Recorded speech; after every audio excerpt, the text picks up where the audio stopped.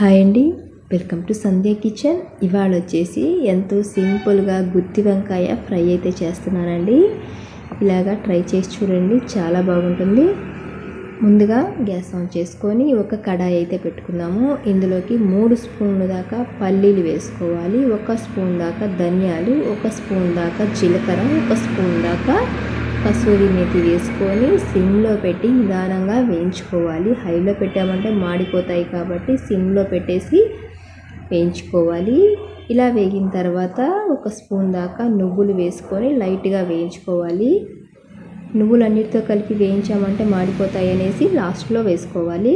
ఇవి కాస్త వేగిన తర్వాత గ్యాస్ ఆఫ్ చేసుకొని ఇవి వేడి ఆరిన తర్వాత ఒక మిక్సీ జార్లోకి అయితే వేసుకుందాము.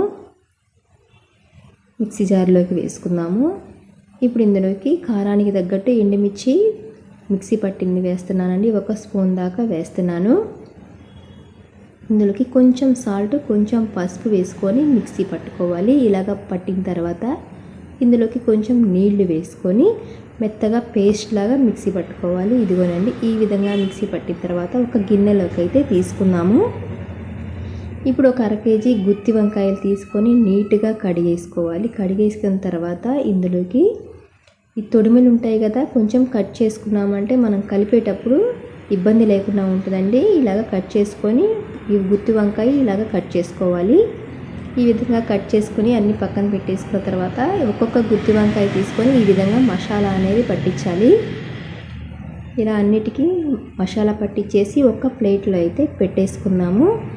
అయితే ఫ్రెండ్స్, నేను చేసే వీడియోస్ కనుక మీకు నచ్చినట్టయితే లైక్ చేయండి, సబ్స్క్రైబ్ చేయండి ఫ్రెండ్స్. నేనైతే సాల్ట్ అయితే కొంచెమే వేసానండి, తర్వాత మళ్ళీ వేసుకోవచ్చు. ఈ మసాలాలోకి మనం సాల్ట్ అనేది కొంచెమే వేసుకోవాలి. ఇప్పుడు మిక్సీ పట్టుకున్నాము కదా, ఇందులోకి కొంచెం నీళ్లు వేసుకొని ఈ మసాలాలోకి నీళ్లు వేసుకున్నాము. ఇప్పుడు ఇది పక్కన పెట్టేసుకున్న తర్వాత గ్యాస్ ఆన్ చేసుకొని కడాయి పెట్టుకొని ఈ గెరటితో ఒక 3 గంటల దాకా ఆయిల్ అయితే వేసుకోవాలి. ఆయిల్ వేడైన తర్వాత 1 స్పూన్ జీలకర్ర వేసుకున్నాము. కొన్ని బిర్యానీ దినుసులు 4 యాలకులు, దాల్చిన చెక్క, లవంగ, అనాస పువ్వు వేసుకున్నాము. కొంచెం పుదీనా, కొంచెం పసుపు వేసుకొని లైట్గా వేయించుకోవాలి. ఇలాగ వేగిన తర్వాత ఇందులోకి గుత్తి వంకాయలు మసాలా పట్టించాం కదా, ఇందులోకి వేసుకొని మూత పెట్టేసి ఒక 2-3 నిమిషాలు మగ్గిచ్చేసుకుందాము. ఇలా కాస్త మగ్గిన తర్వాత వంకాయ అనేది తిప్పి వేసుకోవాలి. ఇది సిమ్లో పెట్టి బాగా ఉడికించుకోవాలి. ఇలా ఒకదాని తర్వాత ఒకటి తిప్పి వేసుకుందాము.